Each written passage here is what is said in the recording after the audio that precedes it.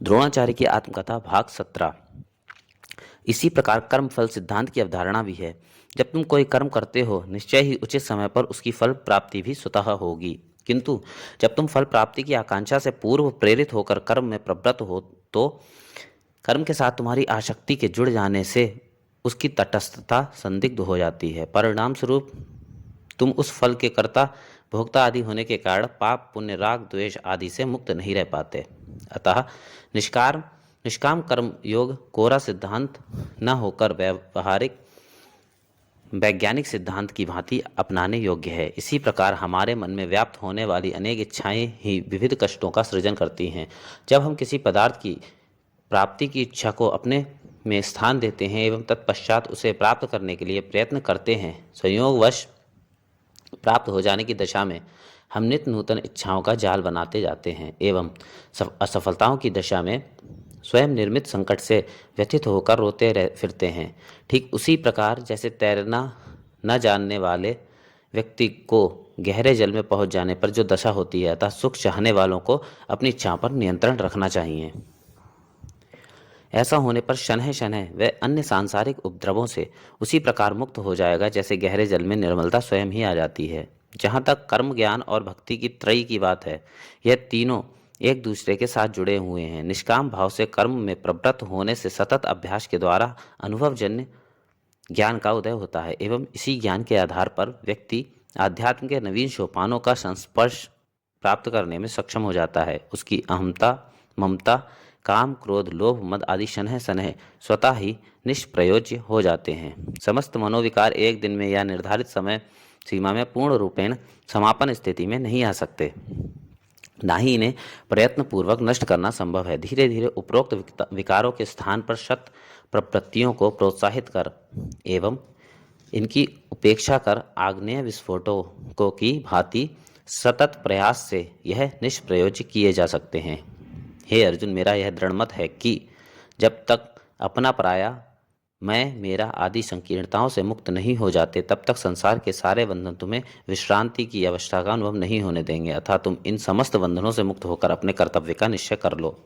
स्थिर मति वाला व्यक्ति ही बड़ी से बड़ी उपलब्धि अर्जित करने में समर्थ हो सकता है। चंचल मनः स्थिति वाला व्यक्ति किसी विचार का दृढ़ता से पालन कर ही नहीं सकता। ऐसा व्यक्ति वायु वेग से उड़ने वाले सूखे पत्तों की भांति इधर उधर दौड़ता रहता है एवं सर्वदा संदेहों में रहकर संशयी प्रवृत्ति वाला बन जाता है। ऐसा व्यक्ति स्वयं ही अपने विनाश का सूत्रपात करता है। हे अर्जुन, तुम सोचते होगे कि मेरे द्वारा प्रतिपादित सिद्धांतों में से किसी प्रकार का विरोधाभास है एवं वे एक दूसरे के साथ जुड़कर नहीं देखे जा सकते, किंतु ऐसा नहीं है। मैं केवल व्यावहारिकता में विश्वास करता हूँ एवं मैंने उपरोक्त जो भी बातें कही हैं वे स्वयं मेरे जीवन का सत्य हैं। मेरा प्रारंभ से ही सत्ता प्राप्ति का लक्ष्य कभी नहीं रहा है।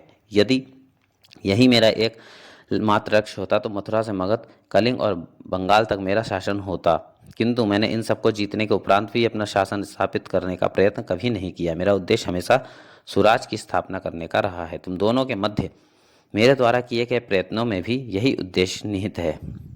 हे अर्जुन, तुम यदि यह सोचते हो कि मैं तुम्हें युद्ध रूपी हिंसक कर्म में प्रवृत्त कर पाप का भागी बना रहा हूँ, जबकि तुम इससे बचना चाहते हो एवं शांति लाभ करने हेतु एकांत सेवन करना चाहते हो, किंतु ऐसा नहीं है। युद्ध के प्रति स्वाभाविक रूप से किसी की प्रवृत्ति नहीं होती। प्रत्येक व्यक्ति या समाज युद्ध से दूर रहना चाहता है। संपूर्ण संसार में आवश्यकताओं की विविधता के कारण अनेक वर्गों एवं समुदायों में विभाजित समाज अपने को दूसरों से सशक्त सिद्ध कर समस्त भौतिक संपदा को अपने अनुचर बनाने में के प्रयास में सदा से संलग्न रहा है। एक की निर्बलता दूसरे की आक्रामकता को प्रोत्साहित करती रही है।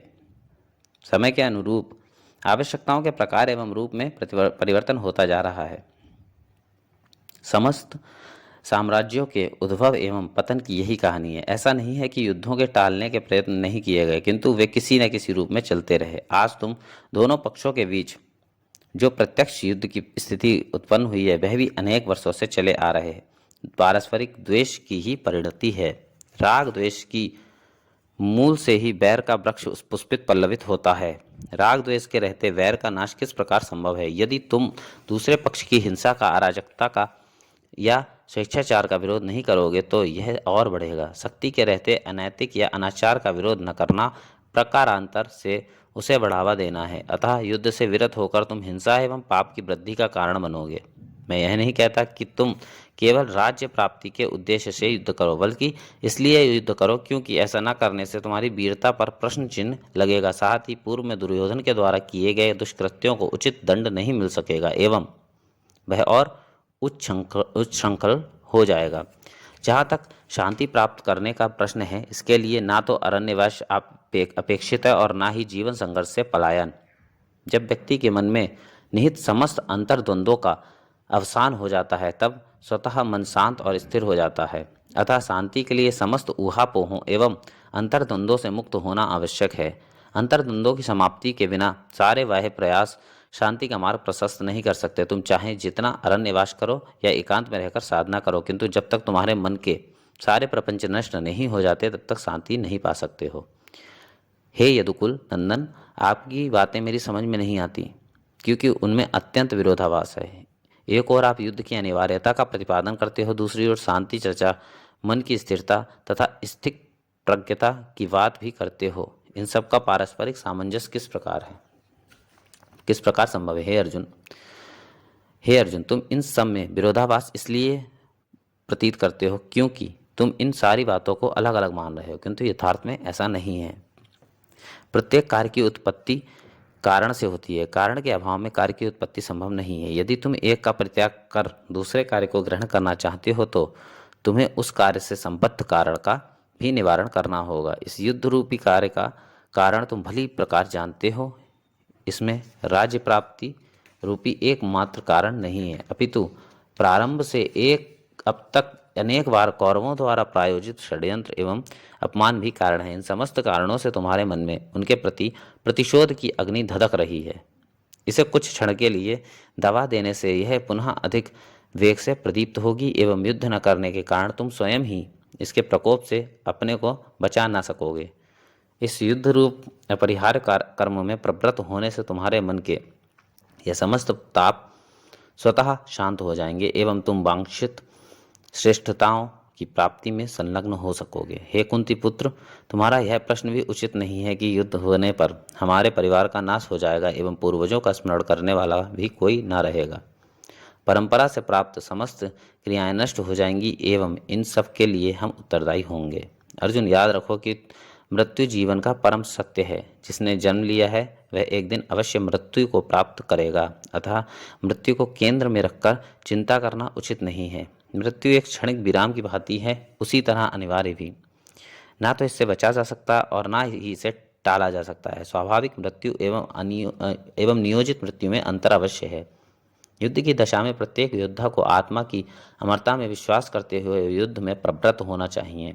इससे उसे जय या पराजय दोनों स्थितियों में आत्मसंतोष एवं श्रेय की प्राप्ति होती है। साथ ही वह निराशा एवं अन्य मानसिक व्याधियों से मुक्त हो रहकर अपने कार्य में पूरी तत्परता से लगा रहता है। इसके विपरीत यदि तुम किसी सिद्धांत में विश्वास ही नहीं करते, तो कोई भी स्थिति तुम्हारे मन में आत्मसंतोष उत्पन्न नहीं कर सकती। हम आधे अधूरे मन से किसी कार्य में अपने तुच्छ स्वार्थों वश प्रवृत्त होते हैं एवं स्वार्थ के पूर्ण होने पर संबद्ध कार्य से विरत हो जाते हैं।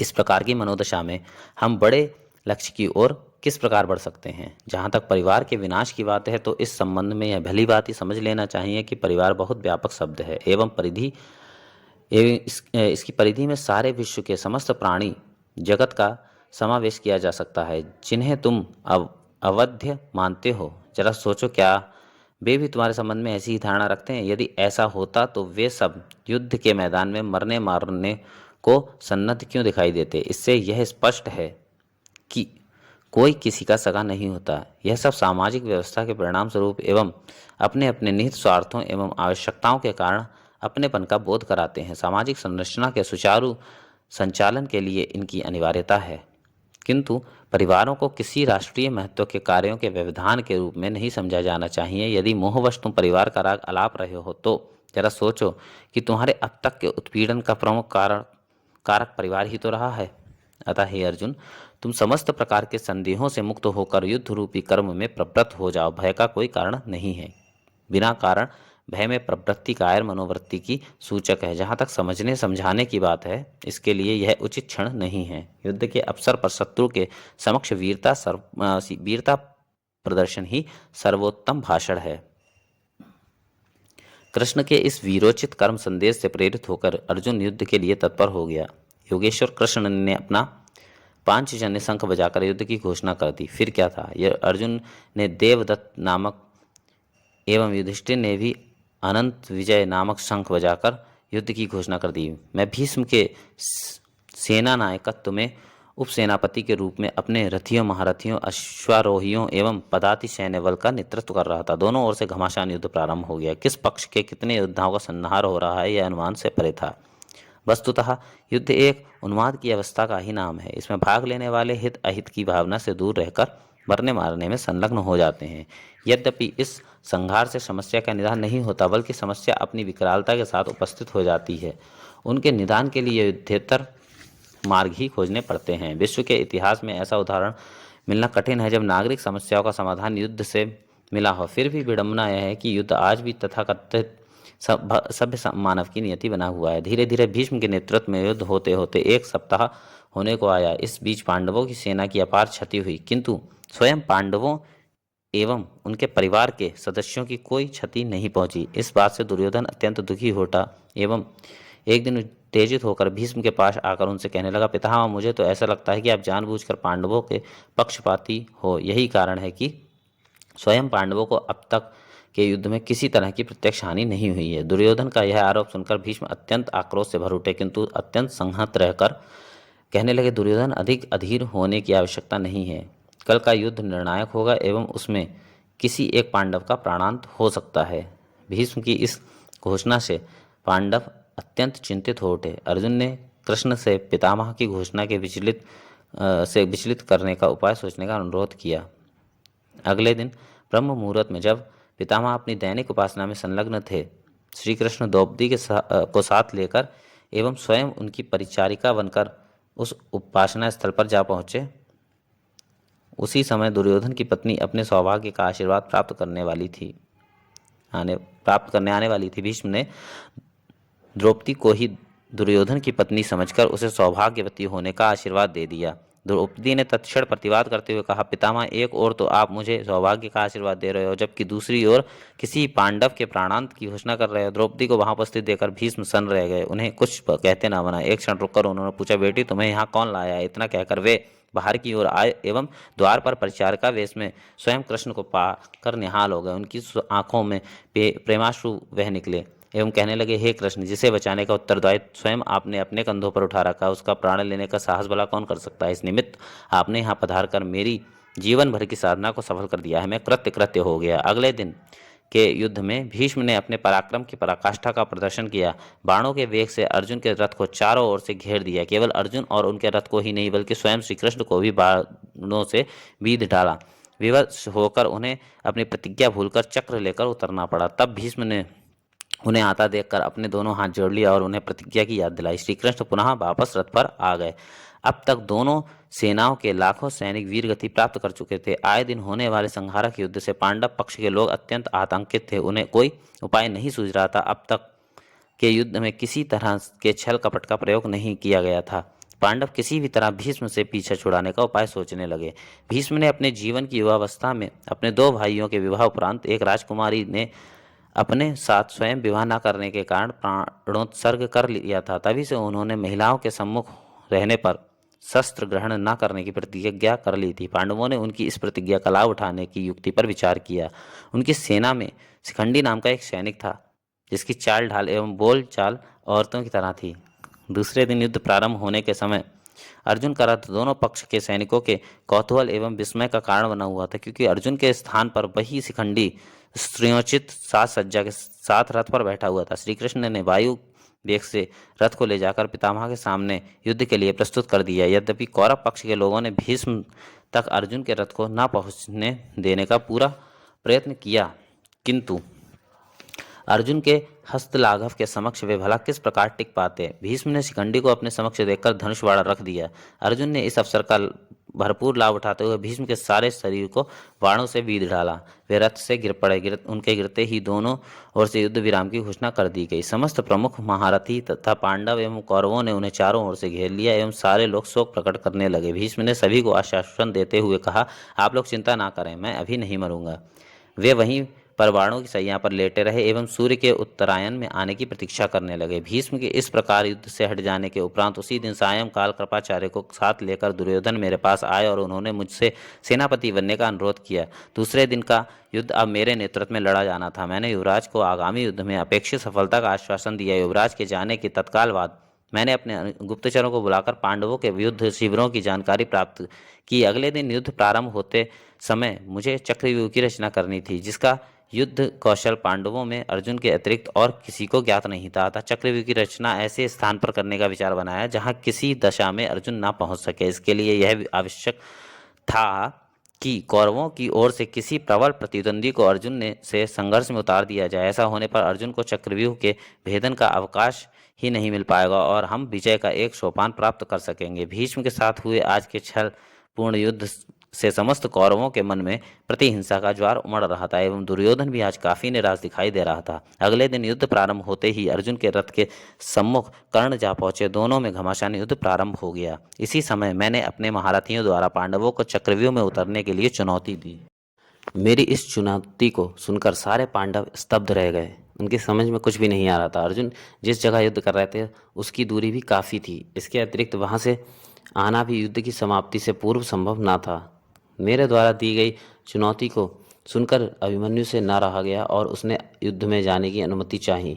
युधिष्ठिर और भीम ने उससे पूछा, तुम चक्रव्यूह युद्ध में किस प्रकार भाग ले सकते हो, जबकि हम पांचों भाइयों में से भी अर्जुन को छोड़कर कोई चक्रव्यूह के युद्ध कौशल से अवगत नहीं है। अभिमन्यु ने बताया कि हम इसमें प्रवेश का उपाय तो जानते हैं, किंतु इसमें बाहर निकलने की कला हमें नहीं आती। युधिष्ठिर द्वारा यह पूछे जाने पर कि तुमने यह कला किस प्रकार सीखी, अभिमन्यु ने बताया कि जब मैं माँ के गर्भ में था तब एक बार पिताजी ने माँ को चक्रव्यूह विद्या के बारे में विस्तार से जानकारी दी थी। माँ उनकी बातों को ध्यान से सुनती रहीं, किंतु जब वे चक्रव्यूह से बाहर निकलने के बारे में बता रहे थे तब संभवतः वे सो गई होंगी।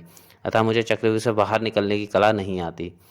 यह सुनकर महाबली भीम ने कहा, ठीक है, चक्रव्यूह से तुम्हें बाहर निकालने का काम हम अपनी गदा से कर लेंगे। युधिष्ठिर यद्यपि अभी भी अनुमति देने के पक्ष में नहीं थे।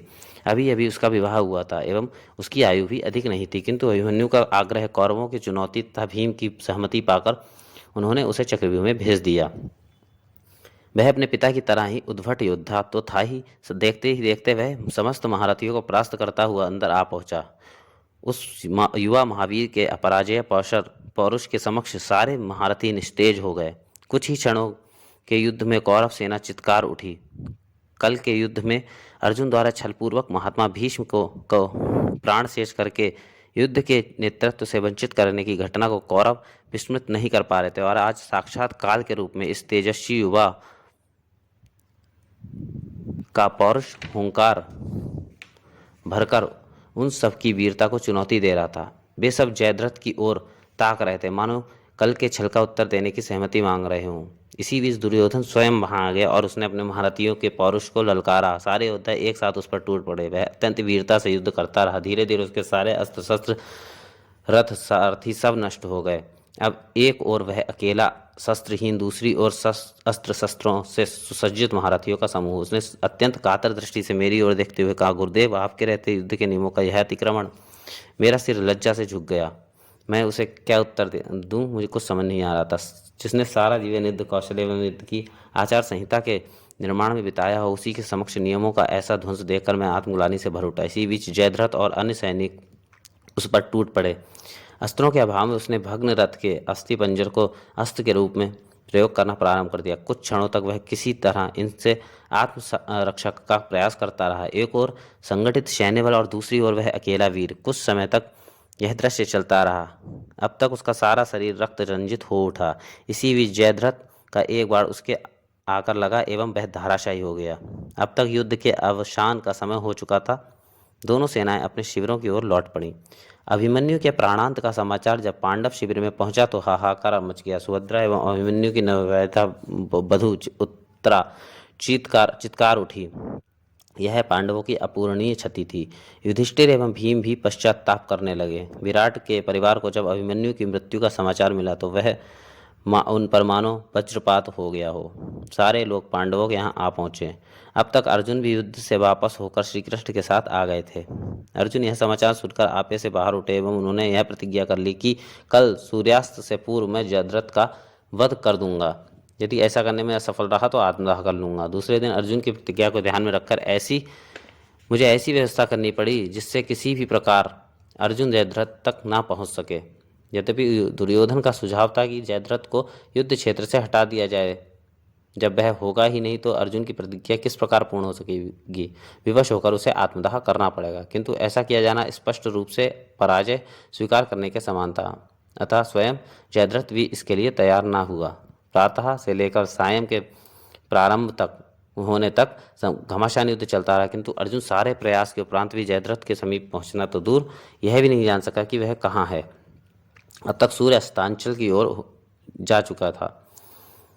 अब क्या था, प्रतिज्ञा के अनुसार अर्जुन ने आत्मदाह का उपक्रम प्रारंभ कर दिया। दोनों पक्षों के लोग इस विचित्र अमानवीय दुराग्रह को देखने के लिए एकत्रित हो गए। पांडवों के दुख का पारावार न था। युधिष्ठिर, भीम आदि सारे भाई भाव विहल होकर अश्रुपात कर रहे थे। कौरवों की सेना के समस्त महारथी अर्जुन जैसे पराक्रमी से सहज ही छुटकारा पाने की प्रसन्नता में नाच रहे थे। अब जयद्रथ को भी अपने प्राणों का भय समाप्त हो चुका था, अतः वह भी उन्मत्तों की भांति नाचता हुआ वहां आ पहुंचा। कृष्ण ने धीरे से अर्जुन को प्रतिज्ञा पूर्ण करने का संकेत दिया, साथ ही यह भी बताया कि अंधकार का अभाव सूर्य की उपस्थिति का प्रमाण है। मित्र, अतः प्रतिज्ञा पूर्ण करने में संकोच क्या। आनन फानन में अर्जुन का बाण जयद्रथ का सिरच्छेद कर गया। सारे लोग विस्मित होकर देखते रह गए। कौरव सेना में चीख पुकार मच गई। सारे लोग एक स्वर से कह उठे, यह प्रतिज्ञा का सरासर उल्लंघन है, युद्ध के नियमों का अतिक्रमण है। दुर्योधन ने स्वयं उपालंब करते हुए श्री कृष्ण ने कहा, आपके होते हुए आचार संहिता का अतिक्रमण क्यों किया जा रहा है। श्री कृष्ण ने मुस्कुराते हुए मंद स्वर में उत्तर दिया, युवराज दुर्योधन, क्या तुम्हें प्रत्यक्ष को समझने या जानने के लिए प्रमाण की आवश्यकता है। अब जब अभी तक समस्त दिशाएं प्रकाशित हैं, सारा युद्ध स्थल बिना किसी कृत्रिम प्रकाश के दिखाई दे रहा है, तो आप किस प्रकार कह सकते हैं कि सूर्यास्त हो गया है। धूप का होना ही सूर्य की उपस्थिति का प्रमाण नहीं है। मेघखंड सूर्य रश्मियों का अवरोध कर सकते हैं, सूर्य का नहीं। जिस प्रकार दुर्गुणों का समवाय सद्गुणों को कुछ समय के लिए आच्छादित कर सकता है, किंतु उनका सर्वथा नाश नहीं कर सकता। जहाँ तक आचार संहिता के अतिक्रमण का प्रश्न है, कल के युद्ध में अभिमन्यु के साथ किया गया नृशंस व्यवहार मनुष्यता के नाम पर एक घृणित कृत्य है, जिसमें एक नवयुवा को घेर कर सारे युद्ध नियमों को धता बताकर पाशविकता का नग्न नृत्य किया गया है। एक शस्त्रहीन योद्धा का वध करने के लिए सारे महारथियों को लगाकर तुमने कौन सी वीरता का परिचय दिया है। तुम प्रारंभ से ही जिस पथ का अनुसरण कर रहे हो वह महाविनाश का पथ है।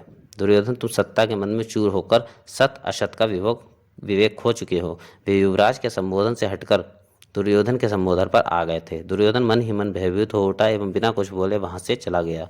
पांडवों के शिविर में अर्जुन द्वारा प्रतिज्ञा पूर्ण कर लिए जाने से निश्चितता आ गई थी। मेरे सेनापतित्व के इन 2 दिनों में ही पांडवों की सेना को भारी क्षति हुई थी। स्वयं अर्जुन भी कई बार मेरे सामने आया एवं आक्रामक होने के स्थान पर रक्षात्मक होकर ही लड़ने को बाध्य हुआ। एक अवसर पर तो वह स्वयं कह बैठा, गुरुदेव, यह हस्तलाघव एवं रण कौशल जो आप द्वारा संप्रति प्रदर्शित किया जा रहा है वह अपूर्व है। ऐसा युद्ध कौशल एवं विजिगीषु भाव तो अन्यत्र असंभव है। यहाँ तक कि योगेश्वर कृष्ण भी प्रशंसा किए बिना न रह सके। युद्ध के सायंकालीन विराम के पश्चात जब मैं घर लौटा तो मुझे भार्गव परशुराम द्वारा प्रदत्त यह आशीर्वाद याद आ गया जो उन्होंने विद्याभ्यास से घर लौटते समय दिया था। मेरे द्वारा चलने की अनुमति मांगे जाते समय मेरे प्रणाम के उत्तर में वे अनायास कह उठे थे, हे भारद्वाज पुत्र ब्राह्मण श्रेष्ठ वत्स द्रोण, मैं तुम्हें आशीर्वाद देता हूँ कि धनुष हस्त द्रोण सबके द्वारा सब काल में अपराजेय रहेगा। भार्गव महर्षि परशुराम के वाक्य आप्त वाक्य हैं, इसमें संदेह के लिए स्थान नहीं है। ऐसा होने पर यह युद्ध पता नहीं कब तक चलता रहेगा। न जाने कितने पराक्रमी सूरवीर इस पृथ्वी का परित्याग करके असमय ही जाने को कलवित होने को बाध्य होंगे। मैंने भी यह कैसा क्षत्रियोचित कृत्य स्वीकार किया। आज इस समग्र विध्वंस का नेतृत्व मुझे स्वयं करना पड़ रहा है। मैं इस राजवंश के पारस्परिक युद्ध में स्वयं एक पक्ष का नेतृत्व कर रहा हूँ। दूसरे पक्ष का सेनापति भले ही धृष्टद्युम्न है, किंतु उसकी वास्तविकता वास्तविक बागडोर वासुदेव कृष्ण के हाथ में है। अतः यह तो निर्विवाद है कि अंततः पांडव अपना लक्ष्य अवश्य प्राप्त कर लेंगे। मुझे यह चिंता सता रही है कि मेरी अनवरत संहारक स्थिति से त्रस्त होकर अर्जुन ने अपने आग्नेय यास्त्रों एवं भगवान शिव की आराधना स्वरूप प्राप्त किए गए पाशुपतास्त्र का प्रयोग कर दिया, तब क्या होगा? सारे संसार का विनाश हो जाएगा। ना पक्ष बचेगा, न विपक्ष, न तटस्थ बचेंगे, न सहयोगी, न पुरुष बचेंगे, न महिलाएं, न पुण्य जीतेगा, न पाप, न पूरब जीतेगा, न पश्चिम, न वाम जीतेगा, न दक्षिण, न राजा होगा, न प्रजा। सारा जीव जगत, स्थावर जंगम सब नष्ट हो जाएंगे। विजय की अदम्य लालसा व्यक्ति को क्या से क्या बना देती है। वह दूसरों को कीट पतंगों से भी कम मानने लगता है। विजयोन्माद ने सृष्टि के प्रारंभ से अब तक कैसे कैसे अनर्थ किए हैं सर्वविदित है। शासकों ने हमेशा से बुद्धिजीवियों, दार्शनिकों, चिंतकों को कुछ भौतिक सुविधाओं के प्रतिफल में कृत सेवक बनाने का सफल प्रयास किया है। मैं भी उसी श्रृंखला की एक कड़ी हूँ। मैंने प्रारंभ से यदि राज्याश्रय ग्रहण न किया होता तो कदाचित आज इतनी मानसिक पीड़ा का अनुभव न करना पड़ता। आज अनिच्छित रूप से मुझे वह सब करने को बाध्य होना पड़ रहा है जो मेरे मन के प्रतिकूल है। आज मैं इस अनपेक्षित स्थिति से अपनी इच्छानुसार कहीं अन्यत्र जाने की सोच भी नहीं सकता। इतने दिनों के युद्ध ने न जाने कितनी माताओं के पुत्र छीन लिए, कितनी वधुओं का श्रृंगार छिन गया, कितनी बहनें अपने भाइयों को खो बैठी, कितने बच्चे पिता की छाया से वंचित हो गए। इस सर्वसंहारक युद्ध का क्या औचित्य? क्या मानव कभी इतना सभ्य और सुसंस्कृत हो सकेगा जब वह अपनी समस्याओं का समाधान खोजने के लिए युद्ध का आश्रय नहीं लेगा? आज के सारे साम्राज्य या तो युद्ध को अपने विकास का चरम लक्ष्य मानते हैं या युद्ध पिपासु लोगों का अनुगमन करने में आत्मगौरव का अनुभव करते हैं। इसी युयुत्सा ने अनेक बार संहारक आयोजनों को प्रोत्साहित किया है। जीवन के इस संध्या काल में मैं यह नहीं समझ पा रहा हूँ कि युद्ध के से बचने का क्या उपाय है। लोग क्यों समस्याओं के समाधान के वे सारे उपाय पहले करना नहीं चाहते जो युद्ध के तत्काल बाद करते हैं। पता नहीं क्यों लोग दूसरों की शक्तिमत्ता का विज्ञान करने के लिए अपना सारा श्रम एवं शक्ति तथा समय नष्ट करते हैं। यदि यही श्रम शक्ति मानवता के हित में उपयोग की जाती तो मनुष्य न जाने अब तक कहाँ से कहाँ पहुँच गया होता। पर हमारा मानव समुदाय आत्म विकास के लिए उतना दुखी नहीं है जितना दूसरों के विनाश के लिए। कारण बहुत हो सकते हैं। न्याय अन्याय की परिभाषा भी आवश्यकता अनुसार समझाई जा सकती है। बुद्धि विशारद लोग किसी भी पक्ष को तर्क द्वारा श्रेष्ठ या निकृष्ट सिद्ध कर सकते हैं, किंतु युद्धों के अनुवाद के मूल में मनुष्य की वही जैविक मूल प्रवृत्ति प्रेरक का कार्य करती है जो सृष्टि के आदि काल से प्रत्येक जीव में पाई जाती है। अपना भोजन प्राप्त करने के लिए दो समान धर्मी जीव जिस प्रकार एक दूसरे को अपने पथ से हटाने का प्रयत्न करते हैं, ठीक वही प्रयत्न बल्कि उससे भी अधिक हिंसक रीति से दूसरे से छीनने के प्रयत्न में मनुष्य पशुओं से भी निकृष्ट होता चला गया है। पशु अपनी क्षुधा निवारण के लिए ही हिंसक होता है, इसके पश्चात उसका हिंसा से क्या प्रयोजन। किंतु मनुष्य जैसे जैसे संसाधनों का अंबार लगाता जाता है वैसे वैसे उसकी वृत्तियां सर्वग्रासी बनती जाती हैं। वह सभी को अपना दास बनाने के प्रयत्न में यह भूल जाता है कि वह स्वयं भी प्रकृति के एक उपकरण के अतिरिक्त और कुछ भी नहीं है। उसकी मनोवृत्ति उसे नित्य नूतन प्रपंचों में अनुरक्त करती जाती है एवं वह मुक्त भाव से अपनी इंद्रियों का दास बनकर उलझता चला जाता है। वह स्वयं को भूलकर अन्य सांसारिक रोगों में रस शक्ति होने की लालसा करने लगता है और इसी झूठे सुख की खोज में अपना समग्र जीवन नष्ट कर डालता है।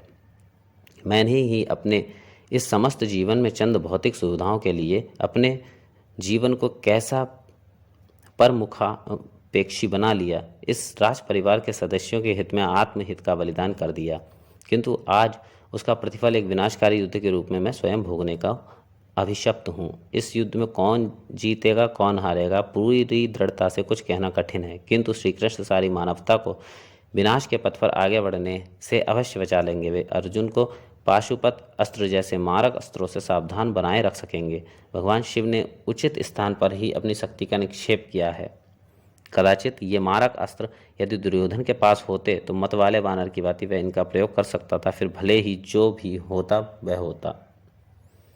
उन्मत्त को शक्ति संपन्न बनाना विनाश के आमंत्रण के तुल्य है। मैं यही सब सोचते सोचते कब निद्रा के अंत में समा गया पता ही न चला।